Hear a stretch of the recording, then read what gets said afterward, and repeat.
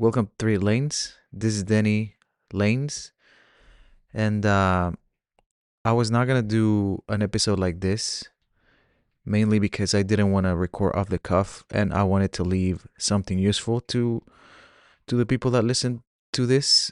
But at the same time, I thought it would be kind of unfair not to do it, so I decided to record this one. I mean, I haven't studied a subject for this week specifically. I've had 2 weeks off from work and school, and in quotation marks off, right? It's not really off, but yeah, I've been dedicating a lot of time to my wife and family, and I just trying to take it slow. I recorded last week, but this week, it kind of caught me off guard. I'm not gonna lie, but I just kind of wanted to leave everybody with something, mainly because it's the end of the year. And I think it's important to reflect on what we've done this year. And again, I was not planning on doing this type of episode. I was planning on record for this week, and you'll still have another episode this week if you're interested in listening. But some interesting things that I have encountered this year by doing this type of episodes. I have gotten better, I think, at speaking. I'm not as I don't cringe when I listen to myself as much. There's still room for improvement, but I think I've done better. I am better at digesting information and putting it or painting it in a picture just by using my words instead of, losing track of the thread, which was something that I thought I had issues with and I wanted to address. I think that's gotten better. Hopefully, I'm giving you some substance, and you think that this is interesting as it is for me, as it is for you. But yeah, the goal for this to start this podcast, one thing is sometimes I just feel like I need to do things. I need to put stuff out there. And the podcast is not something to be famous or anything like that, because that's silly to me, because I'm not doing it for that reason. I'm doing it for the purpose of documenting the stuff that I like. And one thing that I heard not too long ago, and I don't remember who said it, and I think it was in a David Senra podcast. I don't know if it was in Founders or if the David Senra podcast that where he interviews founders or people that he's interested in, or he doesn't interview. He says he's a conversation, which is actually true. But the quote is, if you're not spending your time or 80% of the time teaching, then you're not a leader. And I'm not doing this to be a leader or be recognized as a leader, but more so I believe that teaching what you know and giving something valuable to everybody that you meet or everybody that you encounter helps you as a person, makes you grow as a person as much as helps the other person learn something new. I mean, it could be in anything. It could be in photography. It could be, I don't know, the gym. It could be at work as a student if you're learning something new, or if you have years of experience on something that you do. For an example, could be, again, photography. If you have years of photography experience, by you teaching something to somebody else, you're reinforcing it in your head, and you're teaching that person new things. But I was gonna say, I kind of went and asked help from my assistant ChatGPT and asked, what are top ten things or learnings from or takeaways that we can take from 3 lanes from this year, right? It's been a year of podcasting, and besides the personal ones that I just mentioned, uh like the automotive history, that's one of the things that we can take away from the podcast. We have Start with the story of Ferrari F40, the 959. I have a few more that I want to talk about later, but we have the Hyundai Excel, my first car, the Beetle, the GTI, all those things. And those are like brief, I wouldn't say snapshots of time because we tell well, yeah, they are snapshots of time, but partial story of one model, right? Like the GTI didn't talk about the Rabbit on its own. It was just the GTI because that's I feel close to that car because that's what I own. But there's so much more to look into that, to dig into it, which I think it's interesting. We understood some car technologies, for example, the stuff that came up from Group B, the technologies developed by them, or the Toyota hybrid system. It's another one. Uh, the latest and greatest that we analyzed, which, by the way, Volkswagen's saying that they're bringing it back by 2027. How much truth is in that, I do not know, but we spoke about the ID Buzz white fail. We did an analysis of that on the facts that we have. Um, yeah, that's number 3. Number 4, watch industry insights. We've seen a lot of pricing on the watch industry, why some watches are priced in what way, how brand recognition has to do with it, how ethical it is to price watches that way. We did the comparison between ethics and morality. The episode before last, we've also analyzed new technologies into the watch industry. That would be number 5. Blockchain watches, for example, the NFC and digital product passports for watches. It shows how new technologies like blockchain can be used in watch ownership and manufacturing for luxury goods.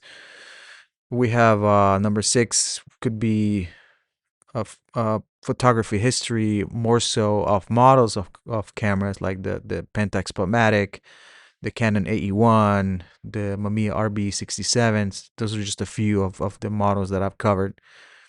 Digital ones I've covered the Fujifilm X line. Number 7, we could talk about film photography challenges, like the downside of shooting film, how you can mess up in film. We can also talk about how in film photography, or how the film is affected, well, black and white film is affected by color filters. Um, those are some of the items about photography.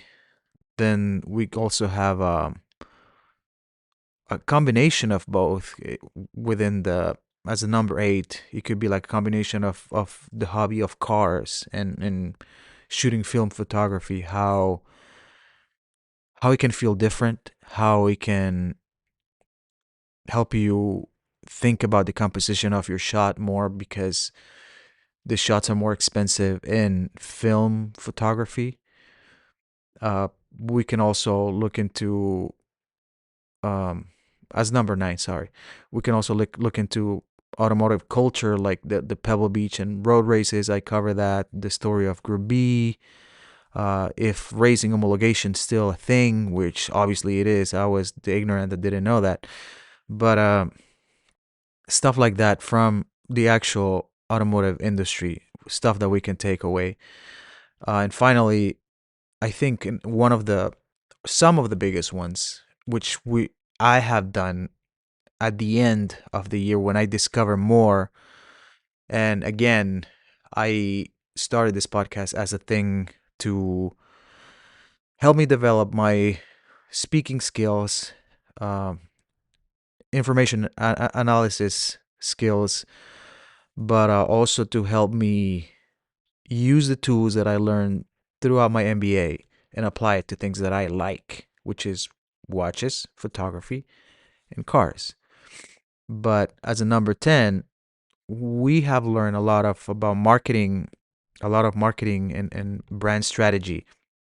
And for example, there's the example of the Porsche 912 or the BMW 2002. Those include 4P analysis, right? Which is product, price, place, and promotion. So those four different items that brands or products can be analyzed with. And we can see why those succeed, why those fail, and more important, I think it's understanding and recognizing similarities in one to the next one. For example, we have the Beetle to the GTI, or the not the GTI, but the Rabbit. How those say Volkswagen, how being approachable and affordable basically made Volkswagen what it is or what it was. And then how the ID buzz basically is the opposite, right? And how that it's kind of obvious now, uh, seeing it, uh, doing an analysis from obviously from the future to the past, hindsight situation, how it looks obvious that, oh dude, that's not gonna succeed, right? Like, you guys are doing everything wrong, everything, all the stuff that you've done right for the longest time. It doesn't look like you either documented it or you learned from it, and now you're about to do it wrong. You did it wrong. Now it failed. I hope you analyzed it. I hope you understand why it failed, and I hope you can fix it. Supposedly they're gonna come back for 2027, the VW Buzz, but we'll see. We'll see how that goes. Otherwise, I think the podcast has been evolving into a uh more constant thing and framework compared to the beginning, where it was more of different subjects basically. Not everything was framed the same way, and obviously there's gonna be changes here and there, but yeah, it's I think it's becoming something more. What's the word that I'm looking for? I'm not looking. It's, yeah, constant is one, but it's not, more like predictable. Let's say, not in a bad way, but predictable, of like the framework that you can expect from the podcast. And one of the things that I admire and that I like a lot is, for example, how Acquire does it.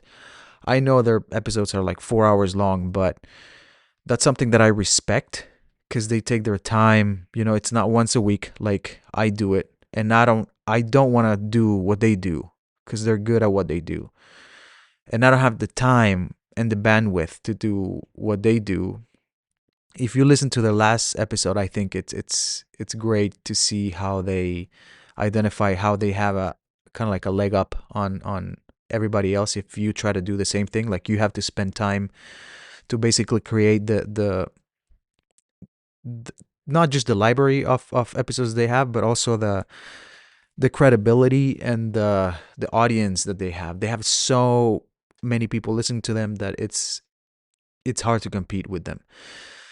But another thing that I take away is, I think, from the last, let's see, should we call it last 50 episodes? Maybe before that.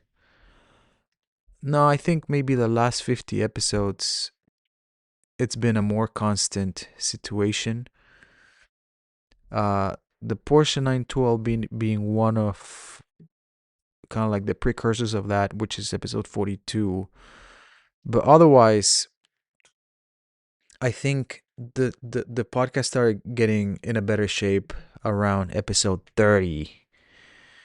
Um, but the beginning was kind of weird and interesting to me, because kind of like trying to find a flow and a way, kind of like making the process more efficient. That's what I'm trying to get at. Now I think the process for me is more efficient to do the analysis of everything, of the brand, the product, or whatever we're analyzing or we're talking about, and it becomes more understandable and more easy, more easy, dude. What are you talking about? Easier. Sorry. It becomes easier to for people to listen to and actually grasp the idea that I'm trying to communicate. But I think those are the main items that I have for today.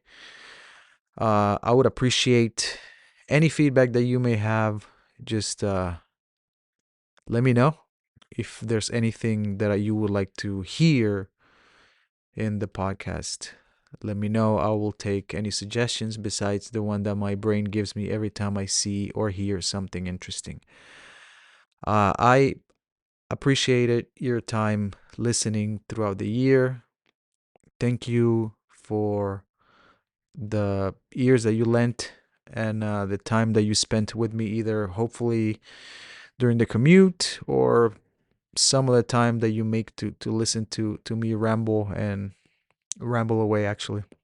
But again, I appreciate your time. Thank you for spending some time with me this year.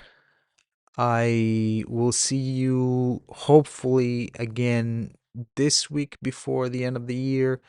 If not, I'll see you next year. Happy. I hope 2025 had been good for everybody.